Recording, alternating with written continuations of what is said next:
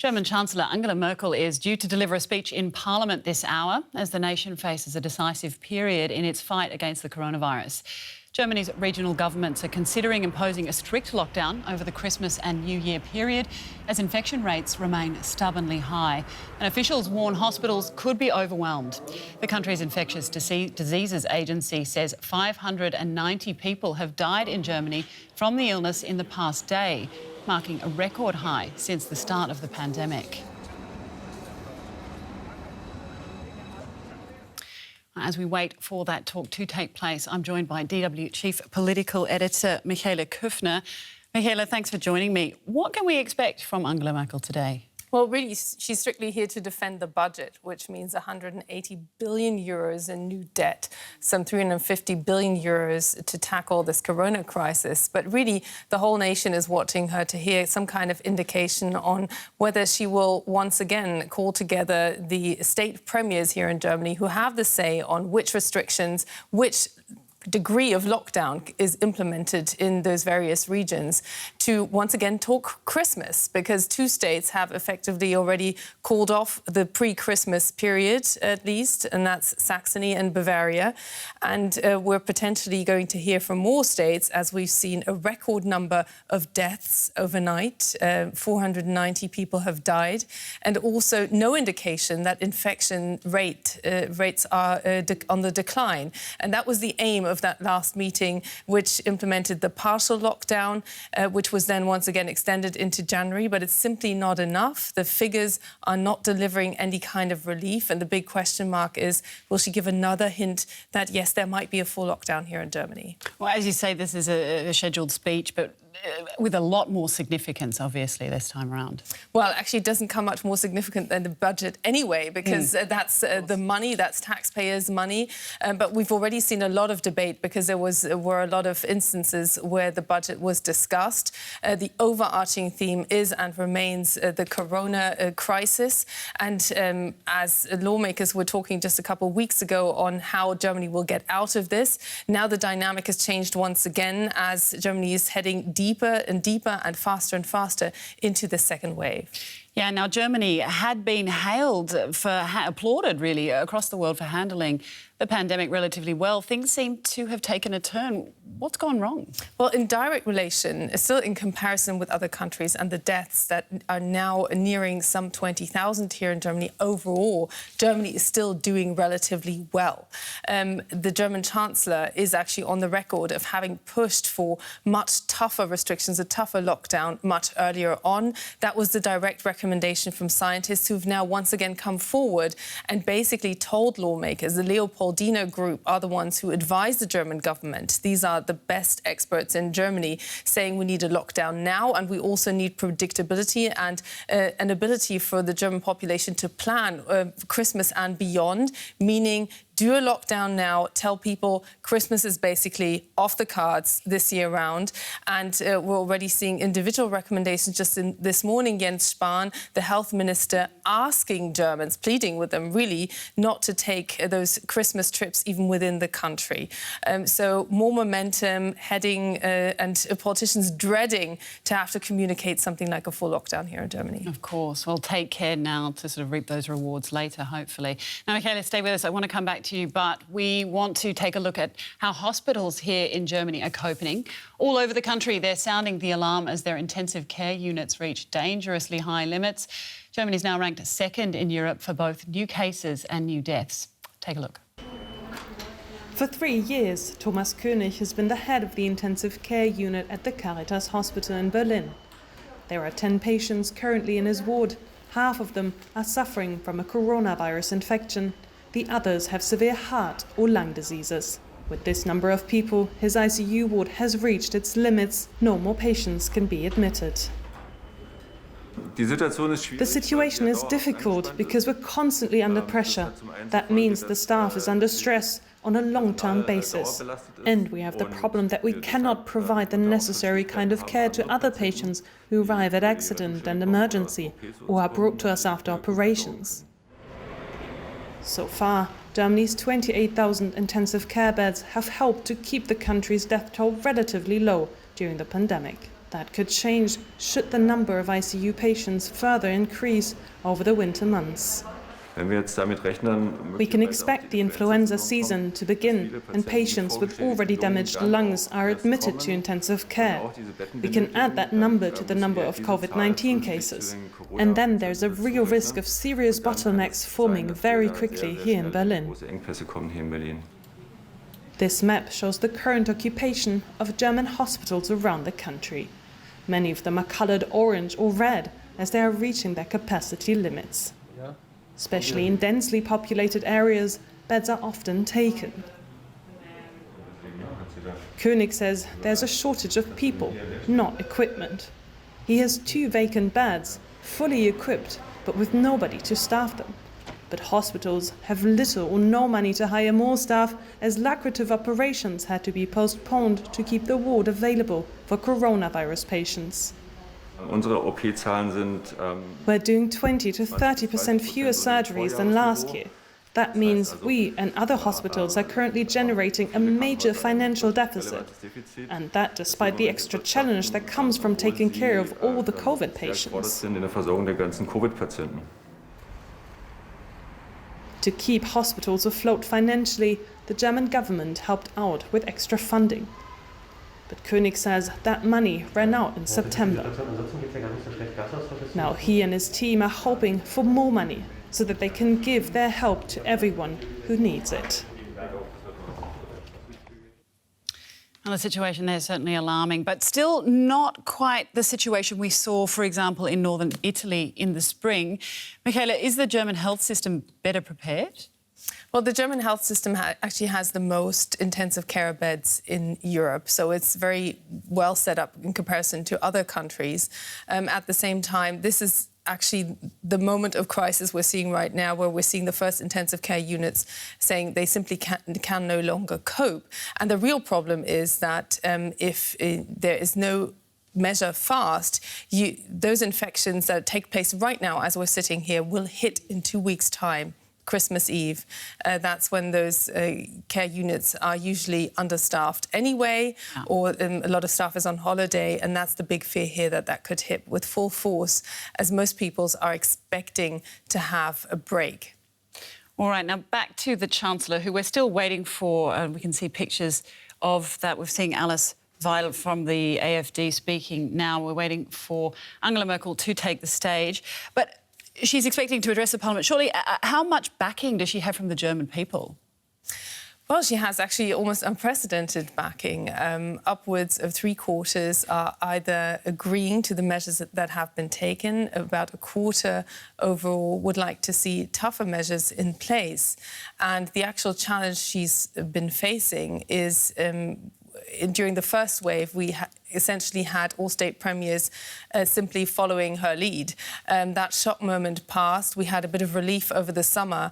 And now, as infection rates are so different between Schleswig-Holstein in the north, which is hardly affected at the moment, and Bavaria, which is deeply in the red and sees infection rates above 200 per 100,000 inhabitants every 7 days. That's the formula Germany has found, that it wants to keep infection rates below 50.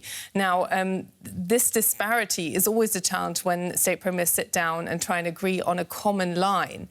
But psychologically, it's very difficult for a country to actually find a common line on how to deal with COVID-19 if you don't have agreement between those state premiers. And there's also the fear that now that Saxony is going into a lockdown, effectively a full lockdown from Monday, there are concerns with those neighbouring states that now all those Christmas shoppers will actually spread that infection to the next state. So there's a lot of pressure psychologically, but also effectively in terms of containing this pandemic to find some kind of common denominator. And that has been the lowest common denominator so far.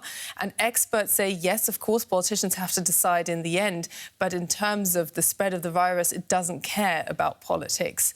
The dynamic is unbroken in Germany. Death rates are going up.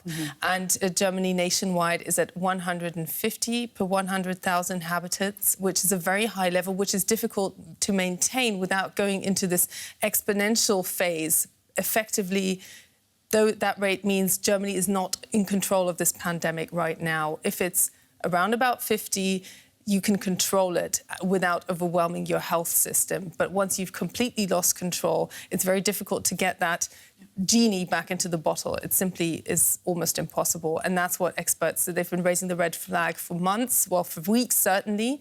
And the German Chancellor is in line with that. But that's the political challenge right now. And there's no easy answer, because everybody also knows that once you go into a full lockdown, it will hit the economy, which has been actually recovering better than expected initially, with full force once again. Well, the economy, exactly. And I wanted to ask you how Germany is going to cope with the immense debt brought on by this pandemic. Well, Germany is actually in a rather unique position that it had very little debt going into this crisis. The black zero was seen as something of a fetish, and that put Olaf Scholz, the finance minister, into a rather confident position of being able to say, look, we can afford this. We can afford this crisis. In fact, even I've been in rounds where he's said this publicly even before the pandemic struck. He said, we can afford a crisis of the magnitude of the financial crisis. Now this crisis is here, so Germany is in a position to be able to afford it. But the question is, who will pay for it in the end? You can't afford this without debt. Will it all be shifted towards future generations? And that's where just right at this moment we hear Alice Weidel in the German parliament, the co-leader of the opposition far-right AfD party, crying foul and saying that this has simply been shifted into future generations, also getting some traction also from other parties, including the Free Democrats. All right, Michaela, thank you for that. Stay with us. We'll come back to you. But in the meantime, while we wait for the German Chancellor's address, let's take a look at some other news. Nearly every state in the US has reported surges in coronavirus cases as well, just as a vaccine appears days away from getting the go-ahead. President Donald Trump and his, I'm getting word, that Chancellor Angela Merkel is about to take the stage. So, Michaela, stay with us. She's walking up to the podium now. We can get those pictures up. She's taking her mask off, and German Chancellor Angela Merkel addressing the German Parliament. Nearly 500 million euros have been spent, or rather, we are discussing this. We're discussing the new sovereign debt that will have 218 billion euros. In 221, we'll have new debts of about 180 billion euros. A decision about taking on this level of debt is not something that you do easily, and everyone in this room will be aware of that. And for many years, we didn't have to talk about new sovereign debt. We had a balanced budget. And again, we have to be aware of what sovereign debt means. Naturally, it means that future budgets will bear the burden, that we will have to pay this money back, and it means restrictions for spending in the future for future generations. However, and that is what is important to us, and that's why I'm so pleased that most of the people in this Parliament see it that way. We are living in the middle of a pandemic. This is an unusual situation. This is a challenge that the Federal Republic of Germany has never experienced before in this form. And we must ensure that in these unusual times, we act in an unusual way. Desperate times call for desperate measures. And what is it that drives us? We know that Germany is a strong country. It is the fourth largest economy in the world, an important partner in the EU, in NATO, in the UN, a liberal, open, democratic country, one with social cohesion and a strong civic society. And these strengths are what guide us in this budget. And in this unusual time, these will be our compass, and we will continue and proceed with them once we have the pandemic behind us. That is what is guiding us here. And no one will do this for us.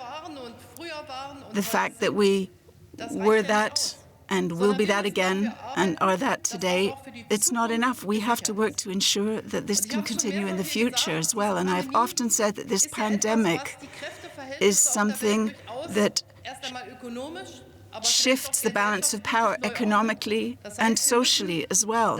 There's a restructuring here, and we need to ensure that we are embedded in global structures. And if we look at the International Monetary Fund's predictions, we can see that many countries have already really struggled, and the forecasts that we have now suggest countries like Italy, France, Britain, and many others will be seeing a loss of 10% GDP this year. And then there's a group like the US, Germany. We are in this middle range as well. Australia, 4 to 5% drop in GDP. And then there are countries like China who have plus 9% this year as well, combating the same virus. So that means that we need to do everything in our power to ensure that the path for recovery that we have experienced in the third quarter, after the huge drop in the second quarter, can continue. And we need to do everything we can to ensure that the forecast that 2022 we will reach the level we were before the crisis come true. And what we always need to bear in mind is that across the globe we are seeing that business is most resilient, economies are most resilient where the pandemic is under control. It is not about fighting for health against education, culture, and the economy. Both all have to be brought together, and this is a complex challenge that we have to figure out every day. We know more and more about the virus, but we don't know everything. For example, we don't know how we need to respond in winter. So that means that we have to ensure that Germany be counted among the countries who combated this challenge successfully, and I believe that the German budget will create the necessary prerequisites for this. So thank you for everyone involved in drafting this budget. I know you had a great deal of work to do after the draft presented to you by the government to cast this into law. I know it was harder than in normal times, so thank you particularly for your efforts. The job facing us is to mitigate the impact of the pandemic and to ensure that social cohesion be maintained as well as possible, and we need to create a robust foundation for sustainable economic growth in the future. And this is why we have record investment set out in our budget for 2021-22. And I heard the debate yesterday that they were saying, well, government, you've got the money, now spend it. We take this very seriously. And there are areas where we will have to respond more quickly. The money is there, and now it has to be spent, because there's no economic growth just because you write it down in your budget.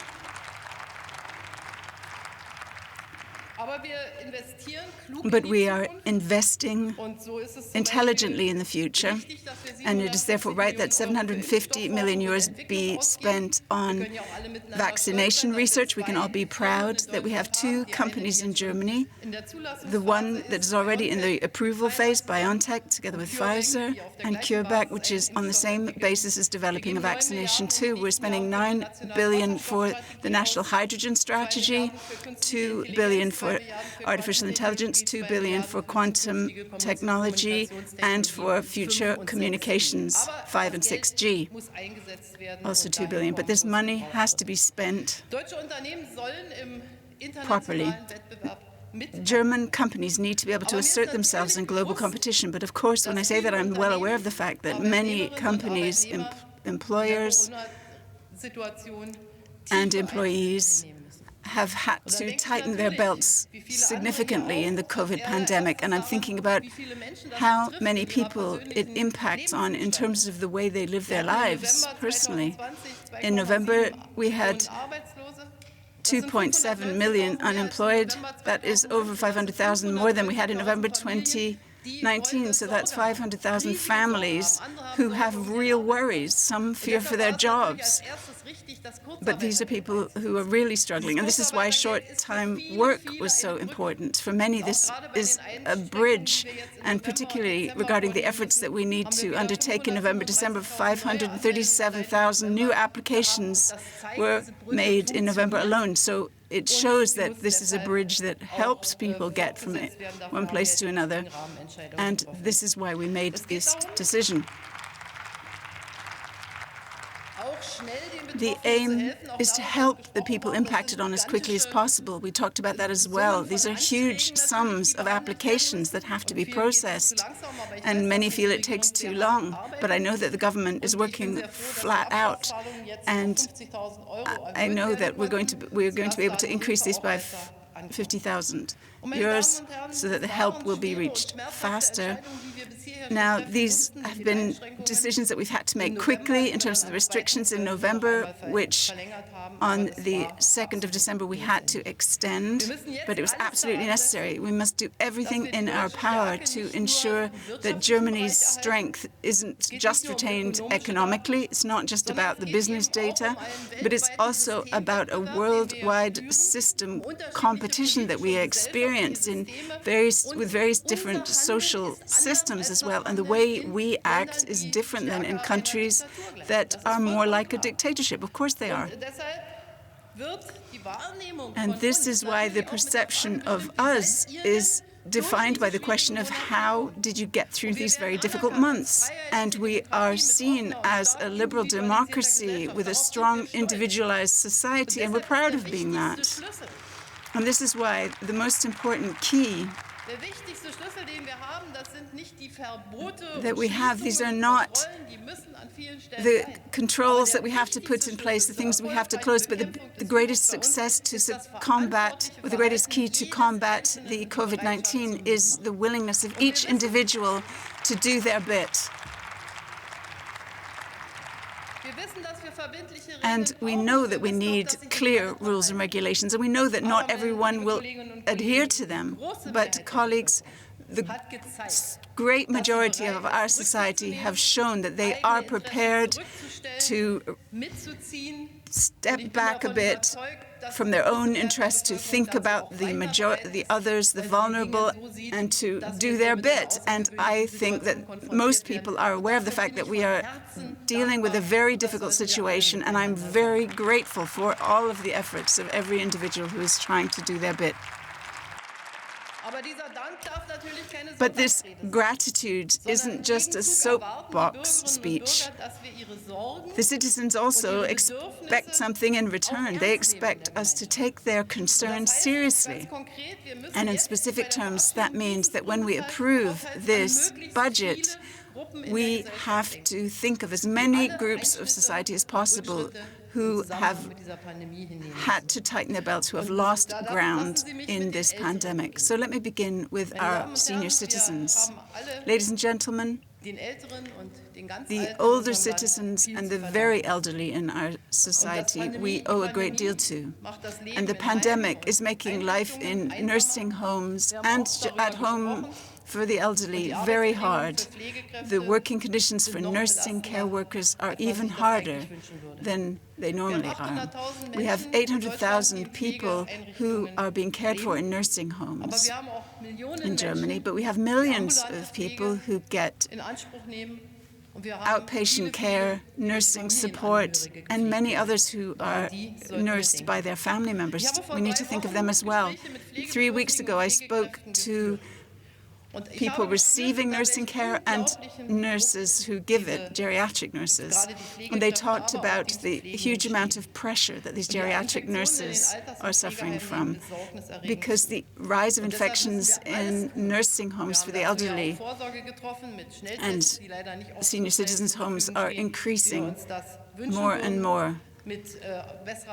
We would like there to be better equipment for nursing homes, but there's a great deal more that we need to do here. And the light at the end of the tunnel is that vaccinating risk groups will begin at the start of next year, though I need to say right now that we need to be realistic about our approaches here. In the first quarter of 2021, which is the winter quarter, we will not be able to undertake as many vaccinations as we would like in order to really see a significant effect in the population.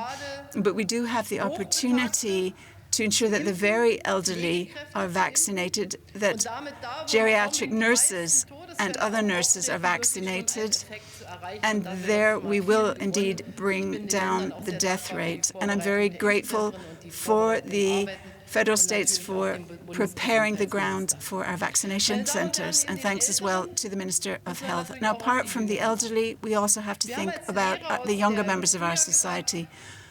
We have learned from spring and said that now we will do everything we can to keep daycare centres and schools open. We will do everything we can to keep daycare centres and schools open, but in the winter months, ventilation is par for the course because of the situation we find ourselves in. The pandemic has shown some of the deficits that we're trying to overcome, especially in terms of digitization, and here as well, from the decision that every teacher get a laptop to the implementation that every teacher actually has their laptop. It can take months in Germany. We can speed up as fast as we can. The money is certainly there for it. Next year, we will launch a digital education campaign. We will set up competence centres with the federal states for digital education. We will have a digital education platform, not just for schools, but also for vocational training and for other areas requiring education. And, ladies and gentlemen, we have to think about families. Families are under particular stress and pressure. And it was therefore absolutely right that 15 sick days per child per parent and 30 days per single parent per child is crucial, so that if you don't know whether your child has a cold or has COVID and whether you should send to school or not, weighing it up against work requirements as well, we have to ease this pressure on our parents with small children, with school children. But I think we have done a good deal for families. We'll be increasing child allowance. Single parents will have a doubling of their allowance. And this means there's a bit more wriggle room for our families in terms of their needs reflected in our budget. Ladies and gentlemen, the pandemic isn't restricted just to Germany. We are embedded as members of the European Union in a challenge facing Europe and the world, and Germany is strong in its international partnerships. And so in the EU presidency, we were looking at what Germany could do. This EU presidency was something we had imagined would be very, very different than it was, and many of the plans we had could not be implemented, and that is a real shame. And the guiding issue, or the issue dominating everything, was, of course, the pandemic. And so I can say that we have improved in terms of our coordination in recent months. We've had a number of heads of state and government meeting by video conference. I would just like to remind you that our view of the incidence of 50 per 100,000 as a target is now accepted across Europe to a large extent, and by the European Health Agency as well. And that our quarantine regulation has also been copied in many other places as well, and that in the second wave we've managed to at least keep the free movement of goods going. That was something that really impacted negatively on us in the first wave in spring, and working together with the other EU member states, we've managed to coordinate on vaccination research. It's extremely important, particularly for the small EU member states. It's really good that we don't have to have 27 different contracts with the vaccine manufacturing companies, but rather one for all of the EU, and that we don't have to have a big discussion about availability of this vaccination for all of the EU member states. Ladies and gentlemen, tomorrow the European Council will be meeting, and I'd rather tell you what we managed to do after the fact. Many things are in flux, and naturally we'll be talking about Brexit and the contractual basis of this exit. The British Prime Minister is going to be visiting the President of the Commission today. The Commission is brokering these negotiations. We have full faith in them. There's still a chance of a deal. I don't know whether we'll know about any success by tomorrow. I can't promise that, but we continue to work towards it. But on the other hand, we also prepared for conditions that we cannot accept. So if there are conditions put to us by the British, then we won't manage to achieve this agreement because the integrity of the single market must be preserved. That is clear. And there are a number of complicated issues, such as how do we deal with the dynamic of the fact that states have a harmonized legal system, and over the years the legal systems will of course change around environmental law, health-based law, public health law, labor laws, and how will each side respond when there's a change in the legal system, either in the UK, or rather in Britain, or in the EU. And we can't say that we're not going to talk about that. We need a level playing field for today, but also for tomorrow and the day after tomorrow. And for that, we have to agree on how one side can respond if the other changes its legal situation. Otherwise, there will be distorted conditions of competition, which we cannot tolerate, and that is the big issue that hasn't been solved, as well as fishing rights. This question of a fair competition in legal systems that develop away from one another. This is a major question that we need to find a response to.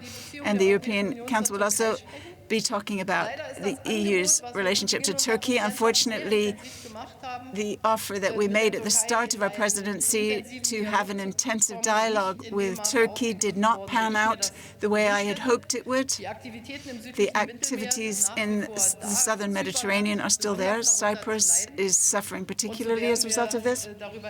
And thus we will have to decide how we want to respond after this. And then the challenge of the European Financial Framework and Recovery Fund is ahead of us. You know that in July we had difficult negotiations. It was already clear then that the sums of money wouldn't be the problem, but the problem of the conditionality and the rule of law played a big role. These were things we thought about a lot in July. Now, all of this has to be cast into legislation now. Hungary and Poland, we have said they will not agree to these, and so now we're trying to find options retaining this mechanism of the rule of law to find solutions to ease this blockade. But again, I cannot tell you now whether we'll succeed with this or not. Certainly, the German presidency is working very closely together with the Council to solve this problem. And this problem is also to be seen in the context that will be dealt with tomorrow as well, of how does the EU position itself around more complicated and ambitious climate targets. We have said that by 2030 we want to increase our goals, and Europe is under a lot of pressure. China has said it's going to be zero carbon by 2060. 2030, it says it will have reached its peak of carbon emissions. These are very ambitious targets. We know that the US, with the new administration, will probably, well, it will return to the Paris Accords. So there are huge expectations on Europe. We want to have 55% as an agreement for all EU member states, and the legal acts will only come into pressure later.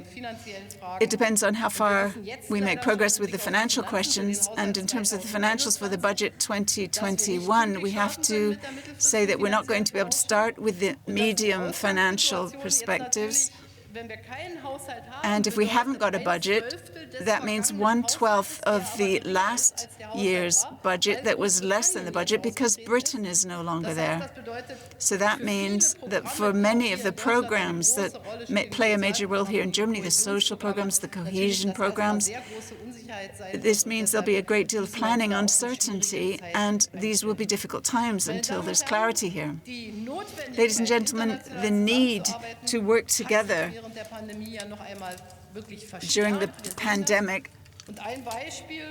has become even clearer, and the value of global partnerships has become increasingly important to us. Particularly, we've seen this around working on a vaccine and distributing the vaccine fairly as well. And this is why I'm pleased that in the G20 in March, we were already able to agree that we want to launch a global initiative for the fair distribution of vaccines, the RCT accelerator with the COVAX platform, and we will be ensuring here that there's enough money to fund this. There's not enough money in there, although Germany has contributed significantly to ensure that vaccinations can be procured not just for Europe, not just for Britain, not just for the US, but also for the developing nations.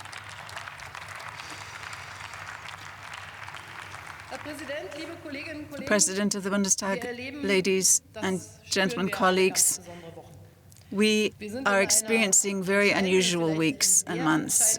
Perhaps we find ourselves in the most decisive point in combating the COVID, and all of history shows us that the second wave of a pandemic is always the more difficult one and not the first, and we are expecting. All right, you've been watching Chancellor Angela Merkel giving a budget address to the German Parliament, where the pandemic and the fiscal fallout from it were, of course, in focus, among some other topics. DW's Chief Political Editor, Michaela Kufnet, joins me to dissect it all. Michaela, give us the key takeaways from what Merkel had to say today. Well, just as we were dipping out of that, she once again stressed that this was now the decisive phase of the pandemic, and that Germany was learning, or everybody's learning, that this second wave can be more painful than the first. She stressed the importance of international cooperation, also in rolling out that vital vaccine, mentioning COVAX, which is a system to provide vaccines also to poorer countries, which was agreed amongst the G20, but not enough funding is there. And she also stressed that this is also a competition of political systems. She really stressed the geopolitical factor in this pandemic, that Germany was trying to prove and was proving, in her view, that a country, a democratic country like Germany, can cope with this just as well as countries that are seen as dictatorships, meaning, of course, China, but not mentioning China by name because China is such a vital trading partner, and that's also where the recovery of the German automobile industry is coming from right now. So a very fine balance she has to tread there. Mm-hmm. And she stressed also that the best way, or the only weapon that Germany really has in getting this pandemic back under control through this transparency is that individuals take responsibility, that it was now up to every individual to be responsible rather than tough lockdown restrictions or tough restrictions that cannot be controlled anyway. Because let's just remind ourselves, China was able to deal with this and actually ring-fence these outbreaks by simply having like full lockdowns where nobody was allowed to move, and this was all very much a top-down instruction that everybody had to adhere to. That breaches a lot of human rights as Germany and parts of the world actually luckily interpret them. Yeah, she really stressed that difference between the liberal democracies' handling of the pandemic. Why was that so important to stress? Well, because also when you look at economic factors, China is actually doing well in this pandemic. It still has economic growth. This is also, to a large part, because a lot of the products that are needed are produced in China. The masks, just to mention the most prominent one, but also because the economy was much faster to recover because of those very tough lockdowns. And the transparency approach that Germany chose to take also actually in differentiation to many other European partners, where you had, for instance, Boris Johnson coming out and saying that there would be a plan, it would be contained. Actually, from day one, Angela Merkel was pretty transparent in saying that she didn't have the answers. And in fact, she said here once again that this was still an open question on how to deal with the second wave throughout the winter. And that's also where we are right now here in Germany, that we are having this debate on should there be a full nationwide lockdown now. There is agreement amongst scientists that that's exactly what politicians should be doing right now. But at the political level and weighing this against other rights, also the economy, there is no unity here in Germany. And that's a very painful debate. You don't have a leader from the top simply giving instructions and everybody follows. So that's the difference. And here, countries like Germany have to prove that that approach can also work. What will today's speech mean for Germany going forward, do you think, will have any effect on the unity between the states and the federal government? Well, I think that the momentum is growing and that we will very likely see another meeting with those state premiers. The last one, only just a couple of days ago, was supposed to be that midterm strategy stretching into January. But another one before Christmas.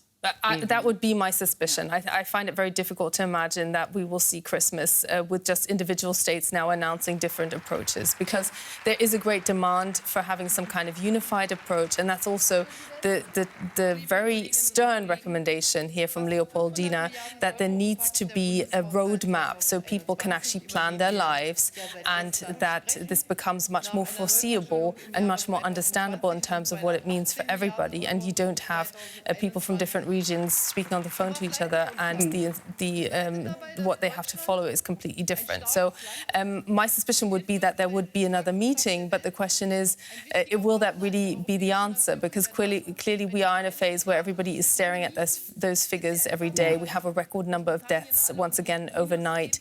We still don't see those numbers in new infections going down. We have an infection rate of 150 per 100,000 inhabitants per week.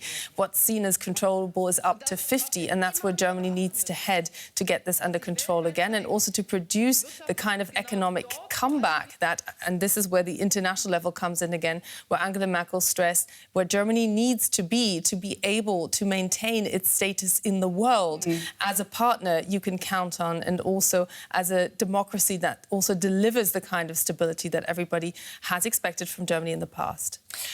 So we talked about the disunity between the states and the federal government, or with Angela Merkel, but even within the federal government, not everybody agrees. I mean, how is the parliament likely to react to these kind of words, these possible another lockdown? Well, Parliament has the standing criticism that it wants to see more parliamentary debate on these issues. It has been bound in more now. Measures that are taken can only be implemented for weeks. Then they need new verification.